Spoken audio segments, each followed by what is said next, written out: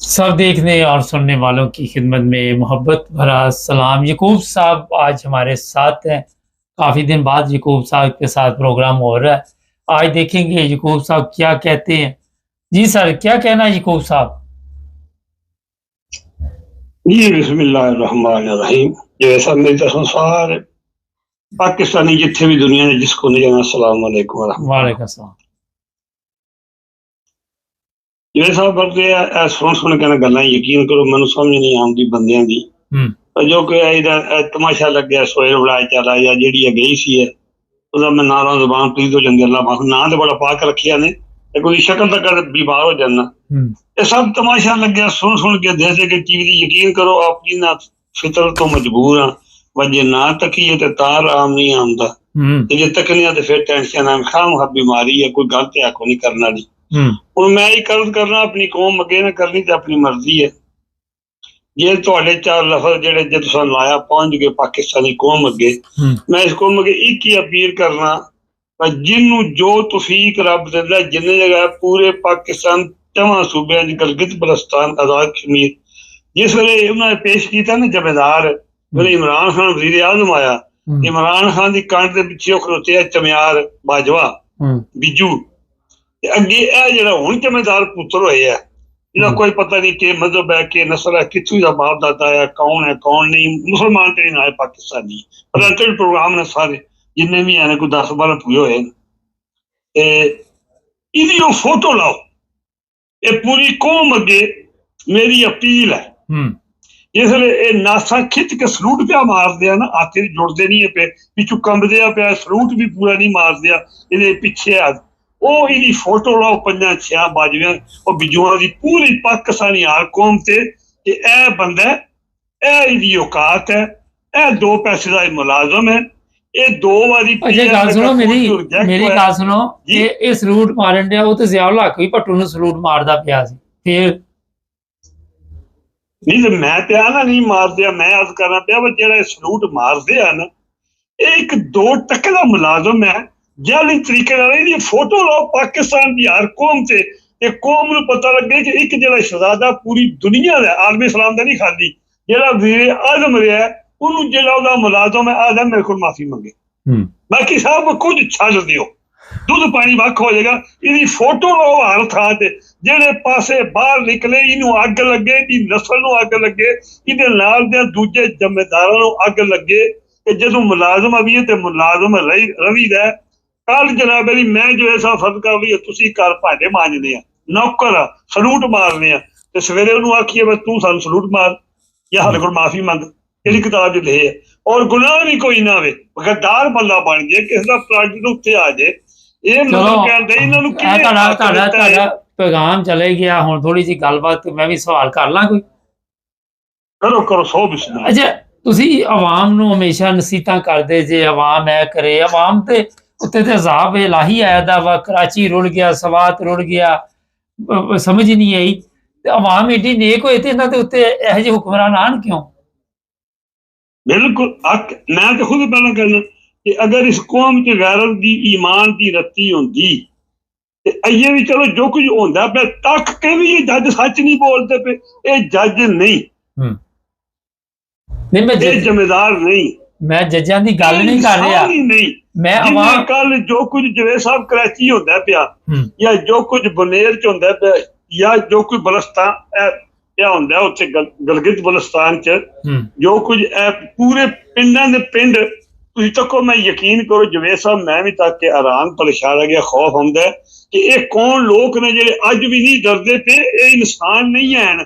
इन्हां नमरूद की कहानी नहीं कदे पढ़ी इन्हां शद्दाद की नहीं पढ़ी इन्हां फिरौन की उन्होंने भी ये प्रोग्राम बनाए जिंदगी के सदियां दे कदे उन्हें सोचा फिरौन ने अगले लंघ जाएंगे जेडे मेरे मुलाजम ने ते मैं पानी पिछाड़ चीका ना मैं कदे शद्दाद ने सोचा भी मैं जन्नत बनाऊंगा पर देखनी नसीब नहीं होनी।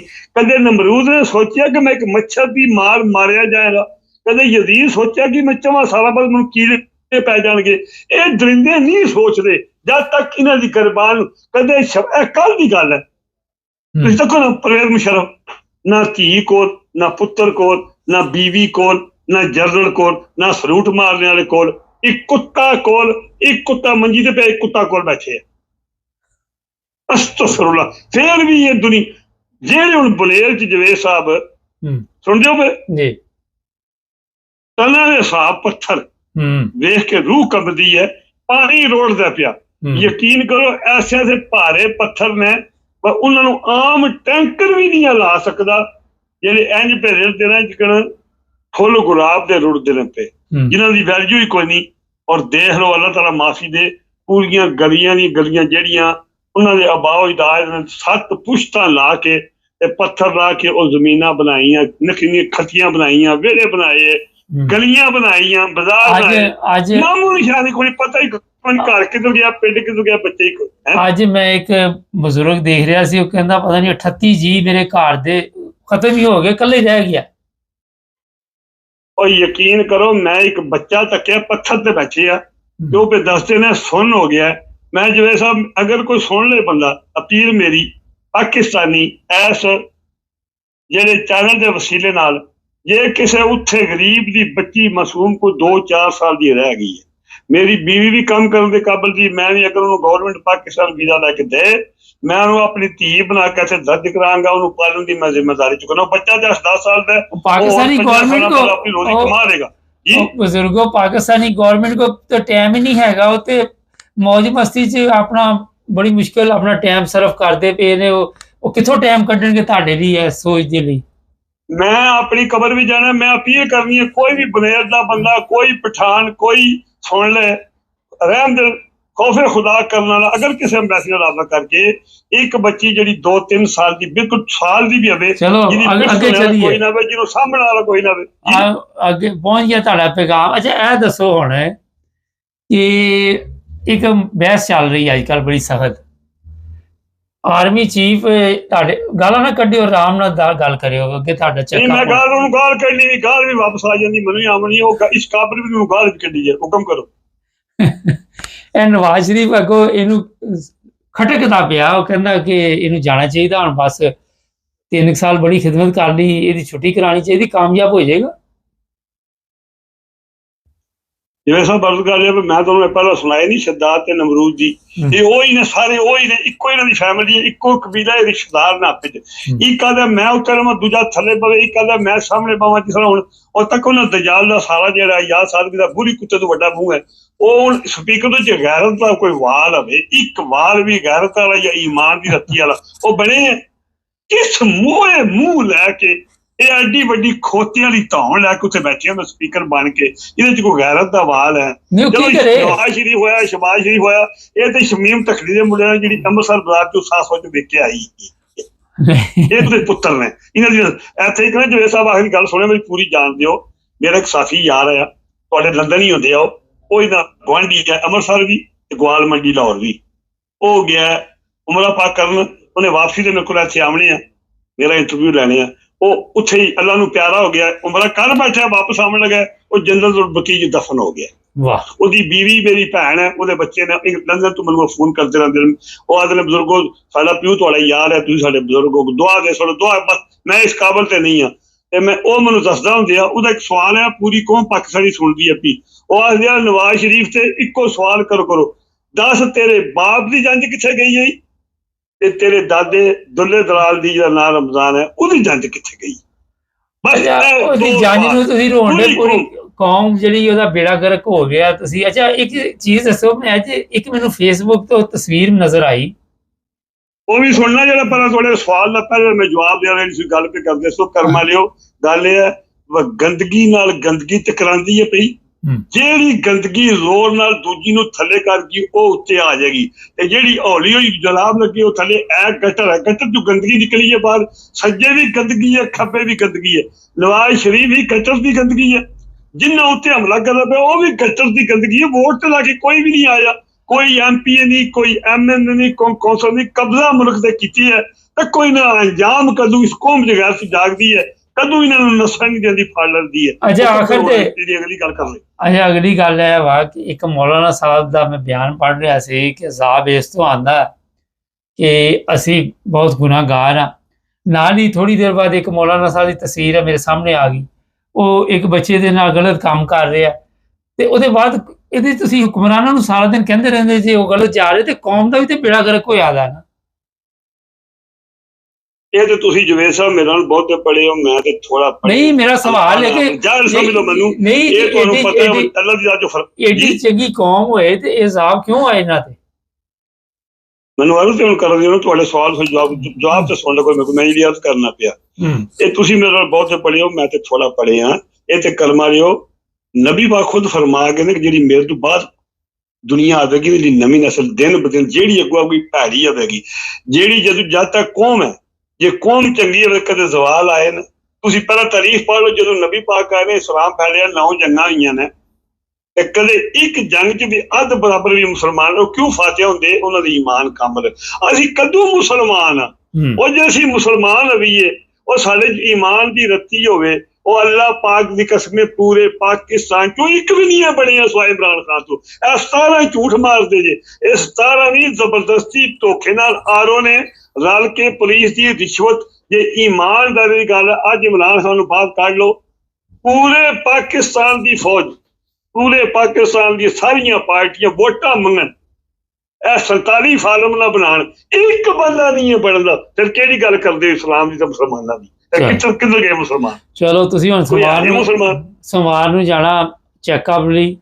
ਅੱਲਾ ਮੀਆਂ ਤੁਹਾਨੂੰ ਸਿਹਤ ਤੰਦਰੁਸਤੀ ਦੇ, ਉਹਦੇ ਬਾਅਦ ਫਿਰ ਪ੍ਰੋਗਰਾਮ ਦੁਬਾਰਾ ਕਰਾਂਗੇ। ਆਰਾਮ ਕਰੋ ਫਿਰ ਤੁਸੀਂ ਹੁਣ, ਠੀਕ ਹੈ? ਇੱਕ ਮਿੰਟ ਆਖਰੀ ਗੱਲ ਸੁਣ ਲਿਓ ਮੇਰੀ, ਮੈਂ ਯਾਦ ਕਰਨਾ ਪਿਆ, ਜੇ ਈਮਾਨ ਦੀ ਰੱਤੀ ਹੋਵੇ, ਇੱਕ ਵੀ ਨਾ ਬੰਦਾ ਬਣਿਆ ਹੋਵੇ, ਮੁਲਕ ਤੇ ਕੰਟਰੋਲ ਕਰਕੇ ਬੈਠਿਆ ਹੋਵੇ ਪੂਰੇ ਤੇ, ਜਿਹੜੀ ਤਨਖਾਹ ਪੇ ਲੈਂਦੇ ਨੇ, ਪੈਸੇ ਉਡਾਉਂਦੇ ਨੇ, ਜਹਾਜ਼ ਇਸਤੇਮਾਲ ਪੇ ਕਰਦੇ, ਜੋ ਕੋਈ ਜੱਜਾਂ ਅਣ ਚੁੱਕੀ ਹੈ, ਜੋ ਕਿ ਉਹਨਾਂ ਦੀ ਤਨਖਾਹ ਜਿਹੜੇ ਚਮਿਆਰ ਨੇ, ਜਿਹੜੇ ਜ਼ਿੰਮੇਦਾਰ ਨੇ, ਤੇ ਜਵੇਦ ਸਾਹਿਬ ਫਿਰ ਕਿਹੜੇ ਮੁਸਲਮਾਨ ਰਹਿ ਗਏ, ਕੀ ਮੁਲਕ ਰਹਿ ਗਿਆ? ਬਸ ਇੱਕੋ ਹੀ ਆਖਰੀ ਅਰਜ਼ ਹੈ ਮੇਰੀ, ਦੁਆ ਕਰੋ ਯਾ ਬਾਰੀ ਤਾਲਾ, ਇਹ ਹੁਣ ਤੇ ਪਾਣੀ ਆਇਆ ਨੇ ਜਵੇਦ ਸਾਹਿਬ, ਪਹਿਲਾਂ ਕੌਮਾਂ ਜਿਹੜੀਆਂ ਨੇ ਉਹ ਤੂਫਾਨ ਰੇਤ ਉੱਠੀ ਹੈ, ਪੂਰੀ ਥਲੇ ਸ਼ਹਿਰ ਦੱਬੇ ਗਏ ਨੇ, ਜ਼ਲਜ਼ਲੇ ਵੀ ਆਉਂਦੇ ਨੇ, ਬਿਮਾਰੀ ਵੀ ਫੈਲਦੀ ਹੈ। ਅੱਲਾਹ ਚਾਹੇ ਤੇ ਐਸਾ ਜ਼ਲਜ਼ਲਾ ਆਵੇ کہ سب تھلے مٹی ہوتے ڈرو اس وقت. چلو بہت شکریہ. ٹھیک ہے جی، السلام علیکم. ناظرین یعقوب صاحب نے کام ہی مکا دیا. اچھا جی، ابھی ایک پروگرام آپ دیکھیں گے، امریکہ میں ایک ایسا کیس ہوا، 45 سال جیل ہوئی. وہ سنیں سٹوری، ذرا آپ کو اچھی لگے گی. چینل کو سب دیکھنے اور سننے والوں کی خدمت میں محبت براز سلام. ناظرین، ایک سردار ہے ہرمندر سنگھ، 45 سال امریکہ میں اسے سزا سنائی گئی. اب ہوا کیا؟ اچھا، یہ سزا جو سنائی گئی، اس نے سوشل میڈیا پہ پوری دنیا میں، امریکہ میں ہر جگہ پہ کھلبلی مچا دی. اور یہ میں بتا دیتا ہوں کہ یہ ہے ٹرک ڈرائیور. وہ بڑے ٹرک نہیں ہوتے لمبے لمبے جو امریکہ میں چلتے ہیں. اور غلطی پہلے سنیں، اب اس کے اثرات پہ بات بھی کریں گے. غلطی یہ کہ یہ غلط یو ٹرن لیا، وہاں سے یہ یو ٹرن نہیں لے سکتا تھا، اور اس نے بغیر سوچے سمجھے وہاں پہ گیم ڈالی کہ میں نکل جاؤں گا. اور ایک ایسا حادثہ پیش آیا جس کی وجہ سے 3 نوجوان تھے جن کی موت واقع ہوئی. اس موت نے امریکہ کو ہلا کے رکھ دیا. اور اس کو تو سزا ہوئی، ساتھ یہ سسٹم پورا جو امریکہ کا ہے، وہ اب جتنے بھی انڈین ہیں وہاں پہ، جو انڈیا سے آگے وہاں پہ یہ ٹرک چلانا چاہتے ہیں، یا جو وہاں پہ ہیں، ان کی بھی کمبختی آ گئی. میں دیکھ رہا تھا انڈین لوگ کئی ایسے ہیں، وہ کہہ رہے جناب اتنے حادثات ہوتے ہیں، کون سا اتنا بڑا ایشو چل گیا. اور ہماری یہ بدقسمتی ہے کہ آج بھی ہمارے اندر ایسے لوگ موجود ہیں جو غلط کو غلط اور ٹھیک کو ٹھیک نہیں کہہ پاتے.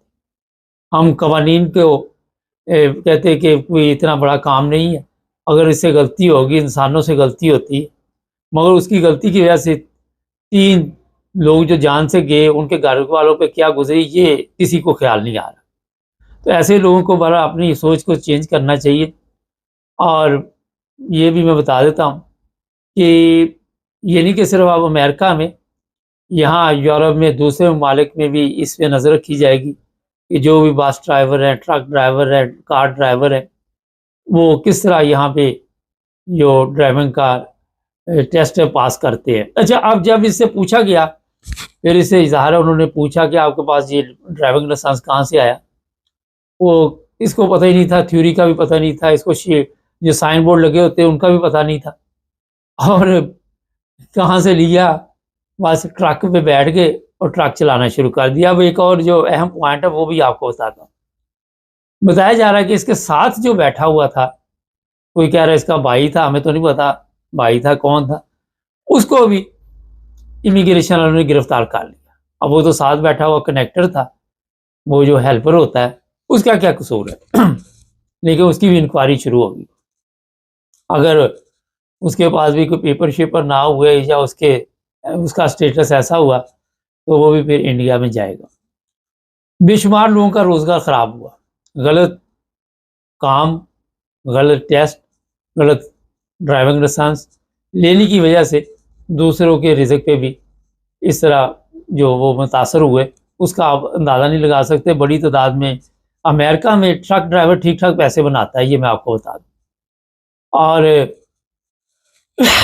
میرا خیال ہے کہ جو ہمارے ایشین ہیں ان کی خواہش ہوتی ہے کہ میں کسی طرح ٹرک ڈرائیور بن جاؤں۔ اور میں اب ٹھیک ہوں یا غلط ہوں، لیکن یہ میں بتا دیتا ہوں کہ آئے دن یہاں یورپ میں، کبھی اسپین میں، کبھی اٹلی میں، کبھی جرمنی میں، کبھی کہیں کبھی کہیں، کبھی انگلینڈ میں ایسے لوگ پکڑے جاتے ہیں جو 2 نمبر طریقے کے ساتھ ڈرائیونگ کا جو ٹیسٹ ہے وہ پاس کروانے کی کوشش کرتے ہیں۔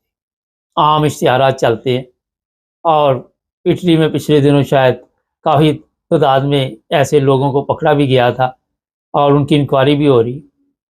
تو امریکہ میں بھی اس طرح کے معاملات ہوتے ہیں، یہ نہیں کہ نہیں ہوتے۔ اور یہ ٹرک کا جو ٹیسٹ ہے یہ پاس کروایا جاتا ہے، کئی جگہ پہ ایسی جگہ موجود ہوں گی، یہ نہیں کہ نہیں ہو سکتی، ورنہ اس طرح آپ یہ لے نہیں سکتے، کہیں نہ کہیں سے تو اس نے پاس کیا، اور یہ اکیلا نہیں ہوگا، اور اللہ بہتر جانتا ہے کہ کتنے اور بھی مرغے پکڑے جائیں گے، اور ہو سکتا ہے یہ سب کا ٹیسٹ انڈین کا ڈال دیں۔ امریکہ کی اس وقت وہ جو کانگریس ہے وہ ہل گئی ہے، اس پر انہوں نے سوالات شروع کر دیے ہیں، اور ٹھیک ٹھاک وہاں پہ پرابلم آئی ہوئی ہے۔ اب آ جاتے ہیں تھوڑی سی دوسری طرف، لوگ کہتے ہیں جی ہمیں پاس کروا دو، کوئی 2 نمبر طریقہ ہے، ہمیں کام مل جائے گا، ٹیکسی چلائیں گے، اور پھر آپ کے پاس جب آپ سیکھتے نہیں ہیں، تجربہ نہیں ہے، تو جس طرح یہ صاحب ہے، اپنی زندگی تو بچ گئی کیونکہ ٹرک میں بیٹھے ہوئے تھے، وہ گاڑی والے تو گئے زندگی سے، تو آپ دوسروں کی زندگی کے لیے بھی خطرہ ہے۔ اور جن لوگوں کے ایسے کام ہیں انہیں فوری طور پر غور بھی کرنا چاہیے۔ 45 سال جیل بہت زیادہ ہوتی ہے، اور ابھی یہ میرا خیال ہے کہ پارٹی شروع ہوئی ہے، وہ لوگ بھی پکڑے جائیں گے جہاں سے اس نے یہ کام ڈالا تھا، ان کو کتنی سزا ہوتی ہے۔ اور امریکن قوانین اتنے سخت ہیں کہ وہ جیل میں جب کسی کو بھیجتے ہیں تو کوئی کم ہی پھر دنیا میں باہر زندہ آتا ہے، اکثریت وہاں سے اللہ کو پیارے ہو جاتے ہیں۔ اب میں دیکھ رہا تھا جی اس کو ایسے لے کے آ رہے ہیں جیسے یہ ٹیررسٹ ہے، اس کو ایسے لے کے آ رہے ہیں، وہ پلین پہ لے کے آئے اس کو، تو انڈین ہمارے دوست جو ہے وہ بڑی کہانی سنا رہے ہیں۔ تو اب جب اس نے جرم کیا تو وہ جیسے مرضی لے کے آئے، جب پولیس کوئی غیر قانونی تو نہیں کر رہی، کیسے لے کے آتے اسے؟ ایک سوال ہے، کوئی ڈھول دھماکے کے ساتھ کہ بہت بڑا اس نے کارنامہ انجام دیا؟ میرا مطلب کس طرح لے کے آتے ہیں آپ بتائیں ان کو، امریکن کو آپ بتائیں گے کہ ہم وہاں پہ کام کرنے آئے ہیں، ہمارا بندہ 3 بندے مار دے، اور آپ وہاں پہ باقاعدہ طور پر اس کو ایسے لے کے آئے کہ جس طرح ہماری خواہش ہو۔ ایک اور غلطی اس کی سن لے، اس نے جب یہ ایکسیڈنٹ کیا تو اس کو پولیس نے کہا کہ اسی شہر میں آپ نے رہنا، آپ کو ہوٹل کا کمرہ دیا یا جہاں بھی رہائش تھی، اور آپ انتظار کریں، اور یہ بغیر بتائے پوچھے بندہ جو ہے اپنے گھر چلا گیا، دوسری شہر جہاں بھی یہ رہتا تھا۔ ایک اور جرم بن گیا، ایک تو جرم کیا، دوسرا پھر پولیس کی اس نے بات نہیں مانی، اور اس کے بعد بھی یہ دندناتا پھرا، اور اس کے ذہن میں تھا کہ ہوا ہی کچھ نہیں ہے، 3 بندے مر گئے، اور اس کے ذہن میں تھا کہ کچھ ہوا ہی نہیں۔ یہ جو ممالک ہیں یہاں پہ اگر ایک کیس کھلتا ہے تو اس کو وقتی سب کی آ جاتی، یہ نہیں ہے کہ اب دوسرے لوگ آرام سے وہاں پہ ڈرائیونگ کرتے رہیں گے۔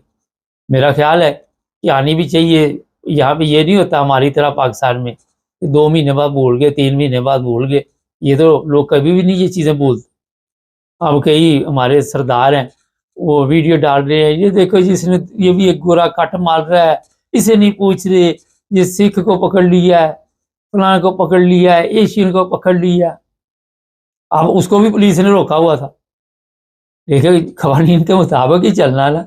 उसका केस जब जाएगा अदालत में, अब उसने 3 बंदे तो नहीं मारे, तो हर चीज़ को अब सोशल मीडिया पे अपने हिसाब से पेश किया जाता है। अगर वो कोई जानी नुकसान होगा तो ज़ाहिर है उसकी भी कमख्ती आ जाएगी। तो ये जो हमारा सिस्टम है कि हम अपने आप को ठीक नहीं करते, कवानीन में नुक्स निकालने शुरू कर देते। इसी वजह से हमारे मुल्क जो है, अगर इतने हमारे कवानीन अच्छे होते तो हम इन ममालिक में आके तो इस तरह काम ढूंढते, इस तरह जिस तरह लोग यूरोप में पहुंचते हैं, कितने गर्क हो जाते हैं, मर जाते हैं। ये आपके पाकिस्तानी, इंडियन, बंगाली, अफगानी आए दिन इस तरह की खबरें आती हैं। तो जनाब बदकिस्मती ये है कि ना हमने अपने ममालिक में कोई सीखा, और यहाँ पे आके भी हम कहते हैं कि कवानीन हमारे गुलाम रहे, तो यह चलता नहीं है ऐसे। अब जनाब इंडियन के मतलब जिस तरह के बयानात आ रहे और जिस तरह इनकी इंक्वायरी होगी आने वाले दिनों में, मुझे लग रहा है कि और भी इन लोगों के लिए मुश्किलात आएंगी। जो ट्रक ड्राइवर है जिसने भी 2 नंबर तरीके से ये काम डाला हुआ है, उसको अभी ये सोच समझ के चलना चाहिए, ये ना आके उसकी भी मंजी ठुक जाए और फिर वो नई मुश्किल खड़ी हो जाए। जो लोग यूरोप में हैं, मैं उनको भी बता देता कि अगर आपने भी कोई ऐसा काम डाला है तो यहाँ भी 3 साल की जेल है, ये नहीं है 45 साल। तो उस हिसाब से होगी अगर किसी के साथ हादसा पेश आएगा और वो जान से चला जाए, या जिस तरह खुदा न खास्ता ये मामला हुआ है, तो फिर लंबी जेल यहाँ भी काटनी पड़ेगी। और लोगों ने पाकिस्तान गाड़ी चलाई होती है तो या इंडिया चलाई होती है, वो कहते हैं पता नहीं सोच लगा लो और इसी तरह चलता रहे। हादसा किसी वक्त भी हो सकता है। तो प्रोग्राम का नाम भी है यार अजय भी बात। चैनल को सब्सक्राइब करें, जुड़े रहे हमारे साथ ताकि और भी प्रोग्राम देखें।